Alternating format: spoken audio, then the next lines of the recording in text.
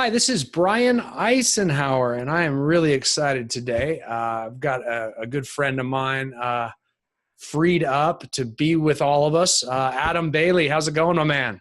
Outstanding, sir. Very good. Just do it, Adam. Let's do it, brother. How you like that? How you like that? One of the most famous hashtags, and this is the author. It is, just so you know, it's not Nike or Michael Jordan. This is the one and only man that started it right here. Let's do it, club. And just for those of you who don't know Adam, Adam's team sold over 1,000 homes a year. And a big part of that is a team of five, anywhere from 5 to 8 or so inside sales agents, ISAs, that accounted for anywhere from 50 to 60% of the team's business. And that has led that team to be ranked somewhere around 9th or 10th in the nation by the Wall Street Journal for quite a few years now. And he's in Wichita, Kansas, so he's not operating in one of the major metros. But he's still getting it done at as high as a level as anyone. And a lot of that is thanks to what we're going to talk about today. Adam, welcome, my man. Yes, sir. Thank you.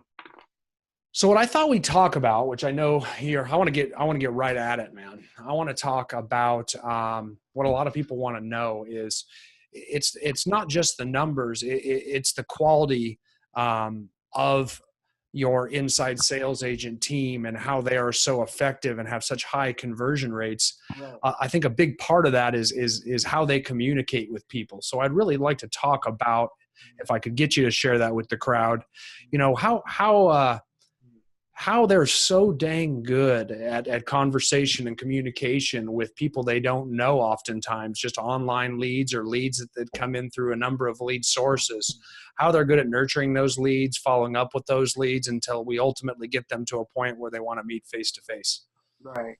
Yeah, I mean, that's a great question. When I got started in real estate 2009, 2010, we were still in a recession. That's right. When IDX feeds was just starting to come out around that time, like 2010, I think we started with Boomtown around that time. They were a very small company. I think we were like a 20, 25 client for them, right? They were a small startup company. Now they're a fast growing company. Like you have Zinc, you have, Real Geeks, you have everything to choose from. And I started out as a buyer's agent, and I started generating these leads for myself and just getting into real estate. And I was just hammering the phone like everyone else. You ready to buy or sell? And I was just like, man, we're spending a lot of money, and we're about 90,000 to 100,000 in the hole with these internet leads. And I was trashing them all. And then they started coming back around the 9-month mark, 10-month mark, because they were getting dripped on. And then I started asking them questions like, what made you come back to the site? And then just started to reverse that psychology. And then I started split testing different intros to get the intro down that we have.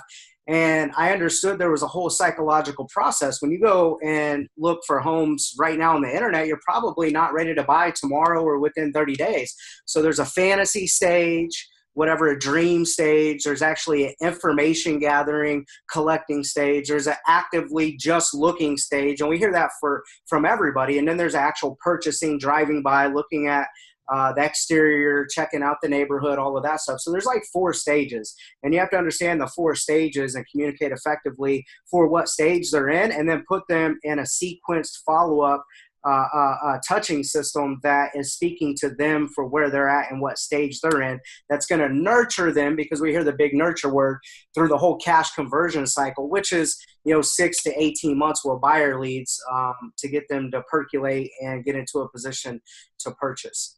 That's phenomenal. Yeah. And I think that's the key, is knowing the different degrees of urgency, as you said, what stage they are in the process when you come in contact with them, and then setting them up in a variety of automated touch campaigns, whether that be email or text or what have you, with different degrees of frequency depending on where they are. Clearly, someone that's ready to start, looking at houses, that's going to be a high frequency touch. People that are just kind of in the fantasy stage or dream stage, we're going to be a little less frequent in our communication. And then, of course, everything in between. And so that's the automated part. Adam, I'm going to keep coming at you. I want to know, I want the meat and potatoes. I want to know the part that you got to do, that your ISAs do? What are they saying to these guys? And let's go chronological. Let's start with that initial response. When that phone call, when they make that initial phone call to a prospective lead, let's talk about that initial response period. So there's three parts to my intro, and it seems kind of lengthy, and we can kind of break this down. But when we first call them, we're basically just saying, ring, ring. Hello. Sorry. Brian. Brian. Yes. Yes. This is Adam Bailey calling from XYZ Company. Real quick, I see here that you had created an account, and I personally wanted to call and say thank you for that. I see here you looked at a couple of homes, didn't know if I could answer any questions you may have, or if I could just really understand your situation. And then we pause. Yeah, kind of weird. Yeah. Yeah. So a lot of people, they're registering on all these other IDX feeds, right? And everybody else is calling them in the market to buy or sell. When do you think you'll list? When do you want to get out? And we hit them with the pattern interrupt, right? And the first pattern interrupt in that intro is a thank you, because we want to come across as a resource hub, a resource center in this. And when somebody picks up the phone and just says, thank you for creating an account, what are you going to say to them? Okay. Yeah, you're welcome. Now, I don't care even about answering questions that they're looking at. I don't care if they're buying or selling at that time. We purchase off of pain or pleasure. And I prescribe to that. And I want to understand their situation as quick as possible, so I can start understanding what their pain points are, what their goals are, what their hurdles are to be able to sell or purchase. And then I want to reverse engineer from there and offer solutions to get them to take action that's optimized off of that net result that they're going to experience. And so we hit them with situation, and a lot of people are calling and asking, how's your home search going? How's the website going? What prompted you to register, right? They're beating around the bush, right? It's going good. I'm 12 months out, or I'm a ways out, and they don't get very specific. And so with situation, what you're going to find is 30% of the people are going to puke their situation on you. I got this going on. I need help. This is where I'm at. And the other 70%, we want to get a response that is just looking, not in the market to buy a home right now. The website force registered me. So we're going to predict how this conversation is going to go, right? Sure. So 70% is going to say, I'm just looking. What happens when most people, when they say, I'm just looking, I'm not in the market to buy a home, their tone is crappy. They're just kind of standoffish. And most people it takes the wind out of their sail. Okay. With us, fantastic, outstanding, perfect, no problem. You can use one of those keywords. I don't care. Make it your own and own it. But you have to be very positive when they hit you with that, the prospect, because that's what we predict they're going to say. That's what they are going to say. Right. Fantastic. Most people that register on our website are just like you. They're usually just looking, browsing. We echo back a keyword or time frame that they told us. We echo that back to them to let them know they're in a safe place. They're on track. They're right where they should be in the home buying process. Outstanding. Most people that create an account are usually about 6 to 18 months out or a year out, just like yourself, Brian. Now, here's what I can do for you today since you created an account with us, because this is more than a website. I work here in the Client Care Center. Yes, I am licensed. We're a resource hub for the duration of your home searching process. We can customize this account to fit your specific need, price range, area of town, whatever. So when the new homes hit the market, they'll be emailed out to you, not just our listings, every single listing in the area with all homes. Now, it looks like you're looking in the Wichita area, right? Is that the only area you're looking at? Probably so. So we can, right. So we can pause right there. Okay, so at that time, we've said thank you. We basically embrace that, okay, no problem. You're just looking. I'm not here to sell you on anything like the other guys. And this is where we pivot to value. And this is when they open up to give you true motivation, or to where you can extract those pain points, because they're guarded. Subconsciously, they're supposed to lie to us. They're not supposed to tell us the truth. They're not going to be honest with you. So it's up to us to position ourselves, demonstrate leadership, add value, and ask the right questions in the right order. And so then what we're going to tell them is we're a resource center, we're a resource hub, and we start customizing the account. And I don't care what CRM you use, there's a back office where you can start customizing bedrooms, area, basement, fenced yard, and you want to use different type of language like resource, Also, let them know that we have live chat on the website where you can get all your questions answered and not be sold as you're setting this stuff up. And then you can ask questions like, if you had a magic wand, how soon would you like to be into your next home?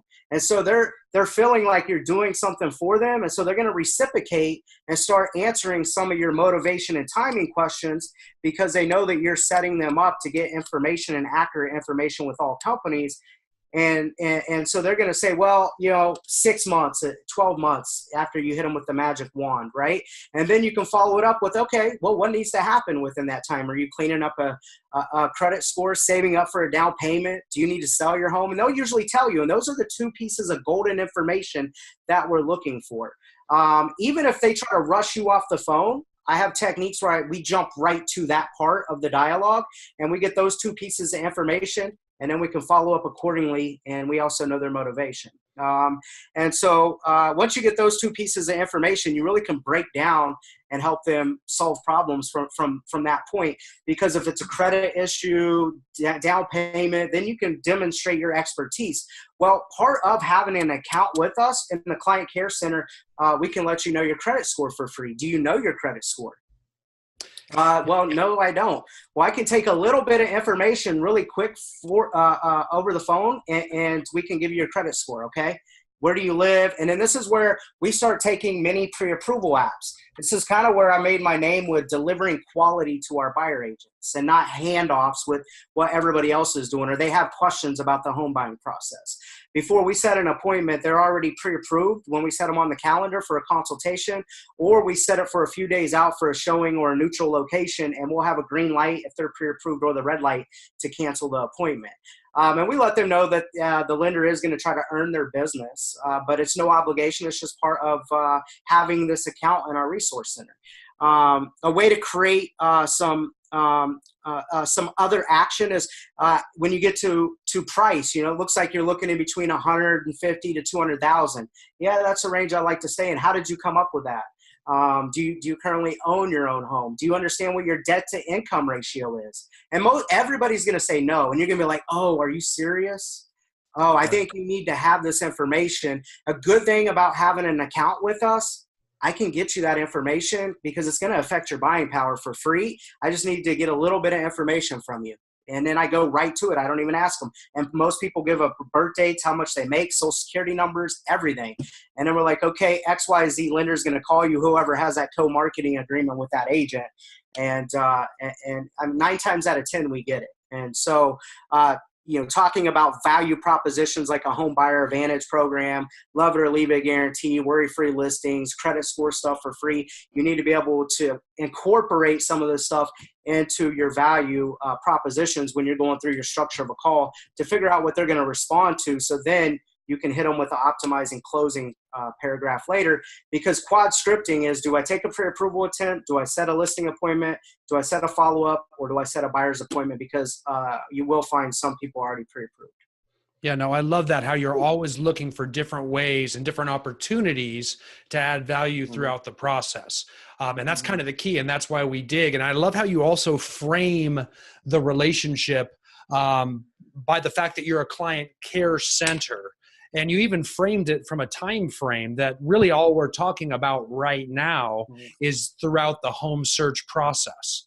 You have not pre-assumed that there's any obligation to buy or sell a home with us, which gives you a nice kind of comfortable non-obligation and a chance to earn value, so long as we constantly look for ways for those pain points that we can actually help and make better every single time.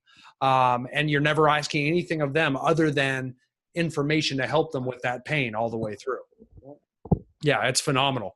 And then that we kind of merged your initial response into how you nurture and follow up, how we stay in touch over time and time there. Anything else you want to talk about, the nurturing process, the follow-up process?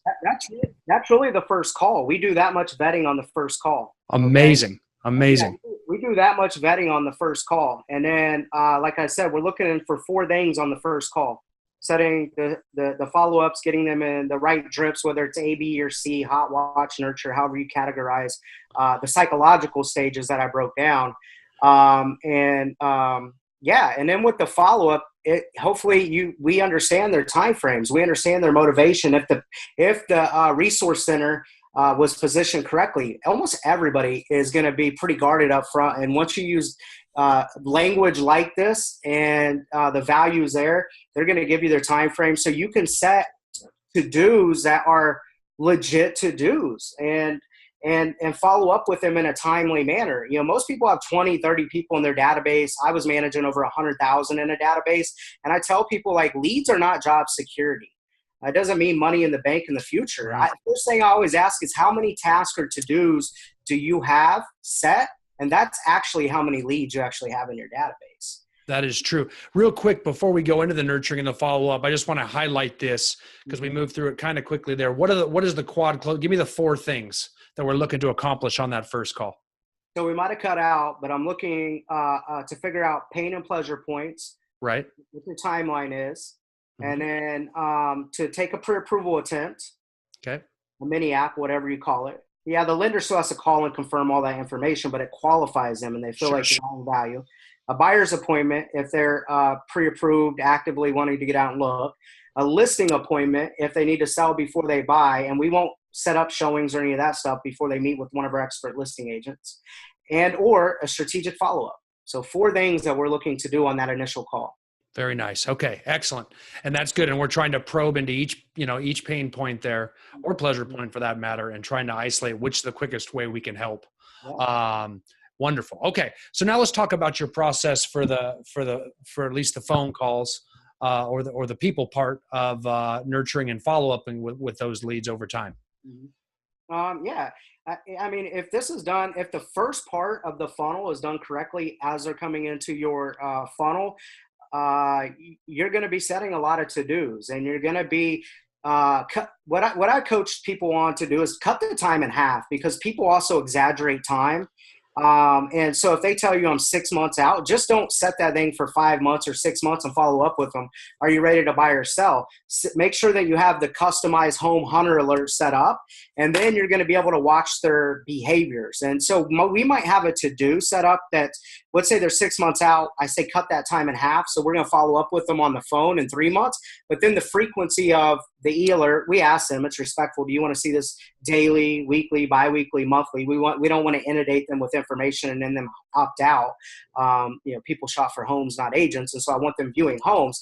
However, if their buying behavior dictates a phone call or a follow-up from the call center, then we will call them.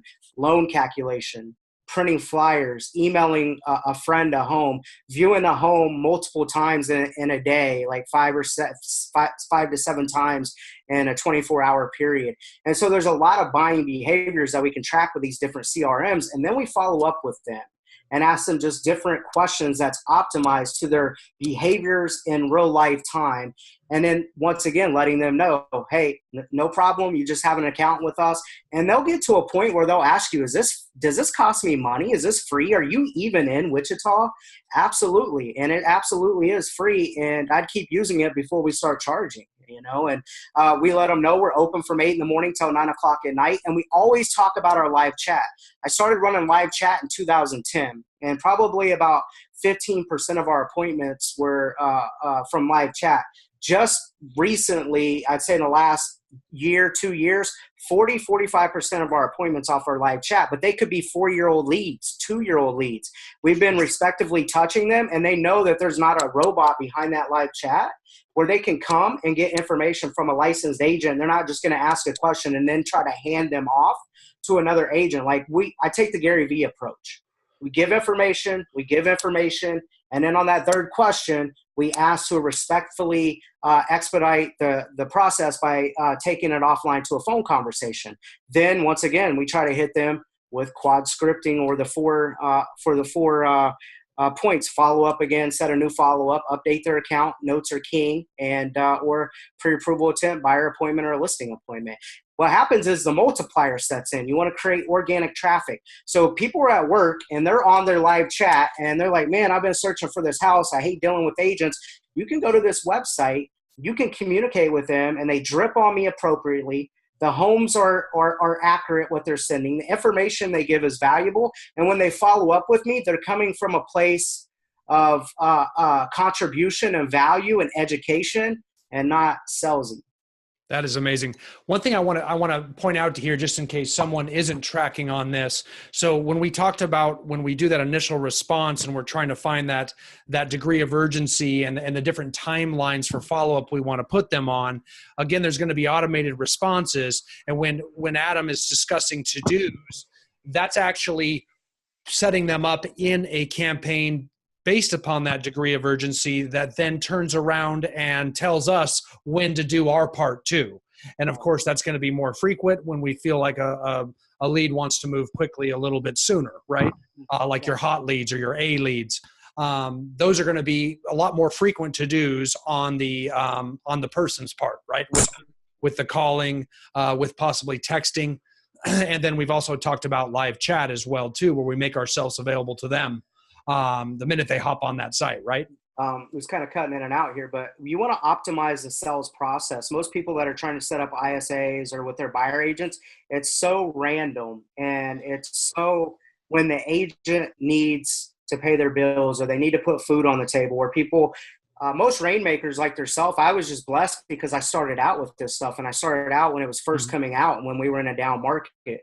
But most rainmakers that never worked in the IDX system, never called buyer leads, never worked on the sequencing part of this. And I want to optimize the inside sales department in conjunction with the handoff to the sales team. And I want to follow up on the prospect's terms and only be as motivated as they are, not when we're motivated, not when we need to hit our quota in the call center, not when we need to get a home in escrow because we have a car payment due.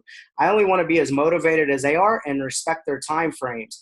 And once you can align with that, your business will explode. The first year I was able to crack the code with this, we went from 350 units to 688, and it's like 76, 78% growth if you do the math once we got this right.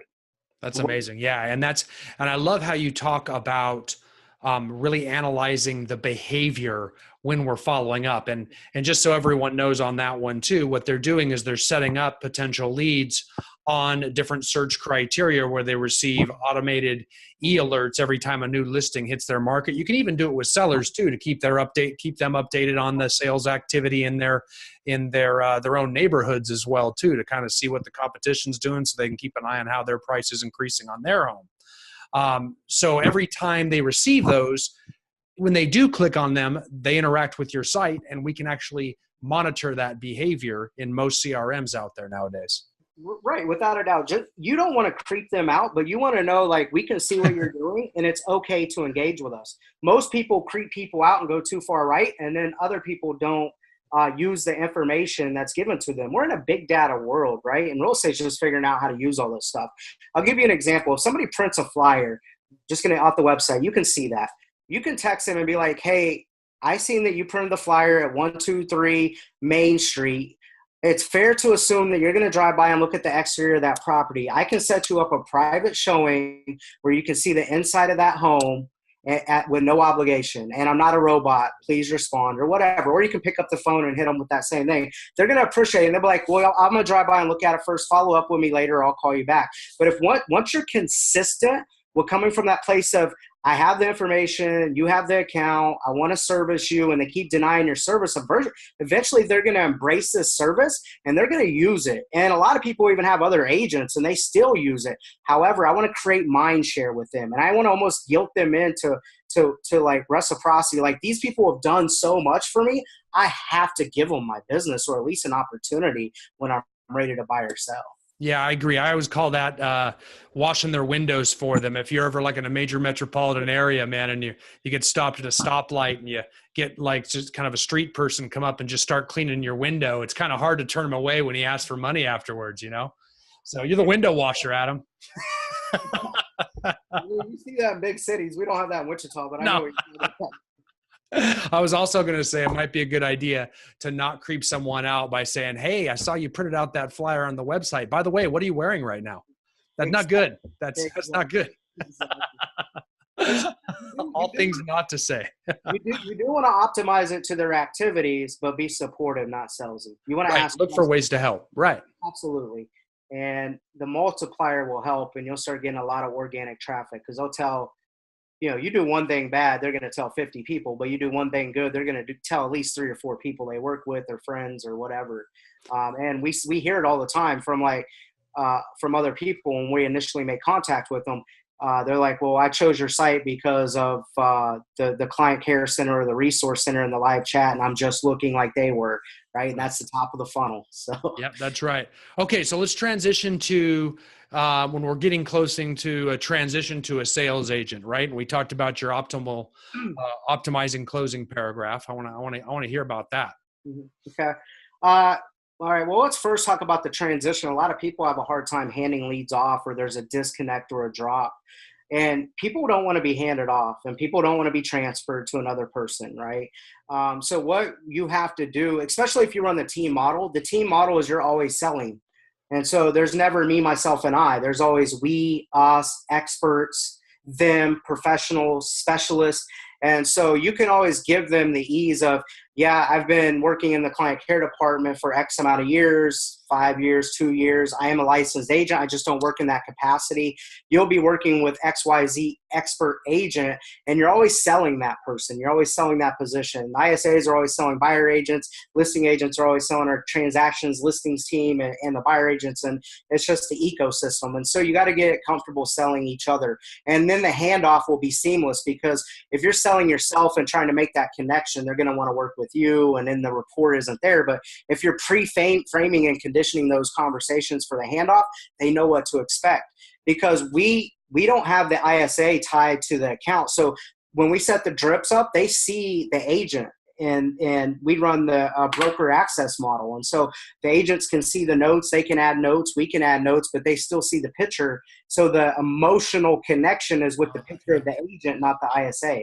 The voice and the connection and all that's made with the ISA. And so handing them off, they know that they're going to be being hand off to Teresa when they're ready to take action. Give me an example of what some of the dialogues look like when they are future pacing about that agent in advance. I love the idea of showing on the marketing materials and the website and the emails, the agent. And you said that they actually, use some scripts along the way to future pace that transition down the road. Right. So we're just pre-framing that. So even if this isn't the closing paragraph, we'll get to that when they're ready to take action. But the handoff is when the ISA can see because we have 8 loan officers in 3 different markets that we're supporting, and 50 different agents in 3 different markets. So we all want to seem seamless. And so right when we get that account pulled up, we can see which loan officer and which agent is tied to that account. So even through the duration of the structure of the call that we went through, we're plugging the agent's name. Every now and then we just say, I'm setting this up for you, but your agent might also reach out, or it looks like you've already spoke with them. They're also going to be sending these emails. I'm their assistant.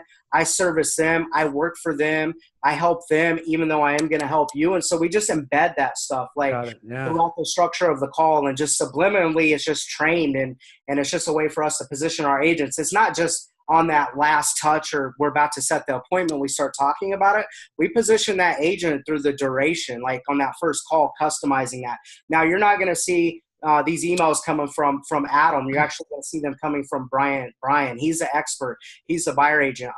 I'm their assistant. I work alongside them. They're professional negotiators. They're putting deals together. And I'm making sure that you don't fall through the cracks, and taking care of you on the back end here. Got it. I love that. Okay, let's say I start moving into that place where I'm looking like I might need to start transitioning over to work with the sales agent. What does that look like? Okay, so most people don't know how to close, and if you've downloaded, there's tons of different scripts out there for closing or asking, but they're all generic, and they're not optimized to what I'm trying to achieve, or what my pleasure point is, or my pain point is, or whatever I'm trying to solve or do. And so this paragraph was given to me from a multi-million-dollar copywriter out of Arizona when I was 26 years old, almost 10 years ago. And this had generated me a bunch of business with my insurance business, and it got me in a lot of doors. And it's also generated us a lot of money on the insurance side. And it's as simple as, I'm going to give you just as simple as fill in the blank, and then we can even use it. And A lot of agents take notes when they're on the phone. They're jotting down keywords. They're writing down what the prospect's telling them. They're taking page full notes, and then they don't use that information in a formula to get the prospect, suspect, or lead to take actions on their needs, wants, and desires. They just put the notes back in the CRM. They're like, well, I'll follow back up with you and whatever. Let me know if you see something. Now, one of the things I specialize in is helping people really explode and expand their business. Anyways, been on the phone with you for a few minutes, Brian. If I could show you how to sell 20 to 30 homes week in and week out without fail, just like we do, would that be worth a few minutes every time? See how this could work for you and your team. Huh. Yeah.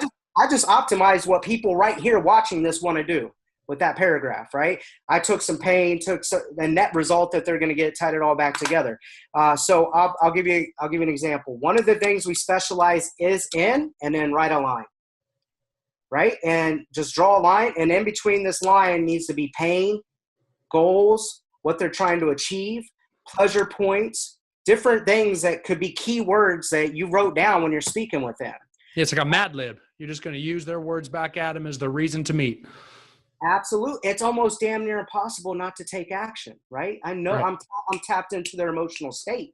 And if they see me as an authoritative figure, they respect me, like me, see me as the expert, we're consistent, they're going to take action. Like, you want to do this. If not, it's like, it's me, right? You know, but anyways, been on the phone with you for a few minutes. If I can show you how to draw another line and then here you need to put what they're going to net, what they're going to experience if they take action. Is that going to be worth a few minutes of your time? See how this could work for you, and then insert whatever, family, team, you know, make it relative to whatever they're trying to do. Just as simple as this. Let's say somebody's trying to clean up a credit score. You know, they don't know if they can get pre-approved. No problem. Like, one of the things we specialize in is working with people just like yourself, cleaning up credit, getting you in a position to purchase. I know I've been on the phone with you for a few minutes. If we could show you how to find a good deal and purchase it at a good interest rate, and match you with thousands of loans that are out there for people just like yourself, would that be worth a few minutes of your time to see if this could work for you and your family? Yeah. So all of a sudden what you're doing is taking the objection they have towards going forward, using it right back at them as the reason to move forward and actually meet. You need to look at yourself as a professional problem solver. That's a problem and a limiting belief in their head.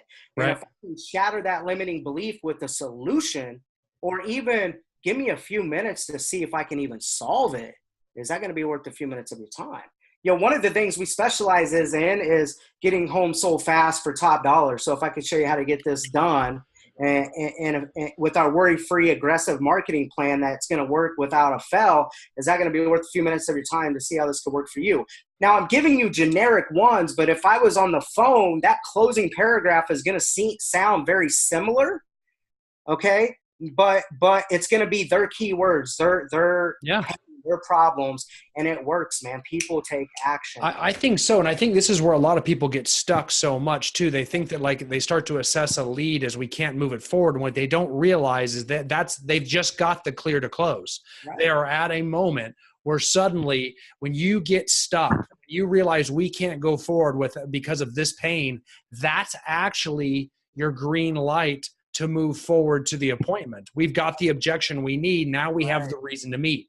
So we've got to get good at running into that wall, grabbing that wall, and using that to jump over it. Yeah, that's exactly true. Nobody wants to hear a canned presentation. I don't care how much we hear it from national coaching companies. No disrespect. I've coached with everyone in this industry, okay? But I want it to be optimized off getting in front of them to solve problems. People will drive miles and miles to get in front of an expert that's going to collapse the time that it's going to take them to achieve what they're looking to achieve. Now, I'll give you another one on the buyer side. You know, one of the things we specialize in is working with people that is relocating into XYZ area. Anyways, been on the phone with you for a few minutes. If I can show you how to make sure the contract's weighted in your favor in the Mays area, attempt to get your closing costs paid for, home warranty, look after your fiduciary responsibility, would that be worth a few minutes of your time to see how this could work for you and your family? Something like that, even optimized to location. You got all that information when you was customizing the site. And then when they started giving you basic information, they started opening up to you because they felt like you were adding value. They could trust you because you're not going to sell them. And then I'm looking for keywords. I'm looking for pain. I'm looking for issues that I'm going to end up pivoting later on and solving. And that's why the ISAs I coach, even though they could pivot and get a listing appointment now and they could pounce on it now, they still stay disciplined and go through the whole core process. And then they're like, well, here, here's I got a suggestion. One of the things we specialize is in, or we could offer you for having an account with us. And then we offer the solution, right? And we just don't hop right to it when we could, because we don't want to seem hungry, needy, and we want to be disciplined, that we'll circle back around to it. It's amazing. The more patience you have, the more value you're going to be able to add. And then the more blanks you're going to have to fill in. You're going to get more keywords. You're going to get more needs throughout that process. Absolutely. Love it. Absolutely. Here, if this is done correctly, these are high turnover positions. But I'll tell you, I just started working with another team in Denver. I hired this ISA, or got help train, get this guy hired and trained him. He's been with the company 2.5 years in this position. And then we were people from New York today to Washington, and listening to him prospect. I was even tweaking him, and he's at 7-to-1, 7 valid conversations to 1 pre-approved buyer or listing appointment. That's what you want to scale. And if this language and if this technique is done correctly, that's what you're looking at. My brand promise that the best I could get was 7 to 8-to-1. But I haven't worked in the field or personally been on the phones doing this stuff full time for 4 or 5 years now. However, if you're running the hybrid system and agents are calling on it and you're still banging on old data, it's going to be about 15 valid conversations to 1 appointment. Most people, most agents, most ISAs that I start working with and across the country are about 30 to 50 valid conversations just to get 1 appointment. And it might not even be a pre-approved appointment. It's just to meet with somebody and figure out the process, right? Right. And so if you do this, you can really make a lot of money, and you can convert leads. If you throw in your listings, it's not a myth to convert internet leads in between 5 to 8%. Everybody uses 3%. For that, and that's still average to me. However, most people are converting at 1.5 to 2%, and they still think that that's good. If you've changed the language, if you change the culture of how you engage with your leads and nurture these things, 5 to 8% is very realistic with this stuff. Agreed. And we're just scratching the surface too. Yeah, that's true. Adam, thank you so much, man. You poured into these guys today, and you took them all the way through the process, and it's no surprise, man. It's no surprise that you convert at the rate you guys do. And you've had the success you do as a result, and the way you give too, man. You always give to other people, inspire people, help people, even people you don't know. And I know that stuff comes around, so we all appreciate it, man. Well, a lot of people don't know this, but I'm going to send you the bill later. Yeah, sure. No problem. I'm kidding. Man, I'd much rather owe you than pay you. I'm kidding. I love it. I know that's my philosophy is give more and be more. And I turned 36 in January, and I grew up, I started in being self-employed in sales at the age of 22. So I consumed a lot of Zig Ziglars from the old timers, Watch This, Jim Rome, and something that always stuck with me. And it's even what I'm going through now in this transition. It's like, you help enough people achieve what they want to achieve, then the universe is always going to take care of you. And that's an old Zig Ziglar quote, and it's a philosophy that I've always lived by. I agree with that one, my man. I do. Well, thanks again for everything, Adam. Good luck, man. And I'll be talking to you soon, brother.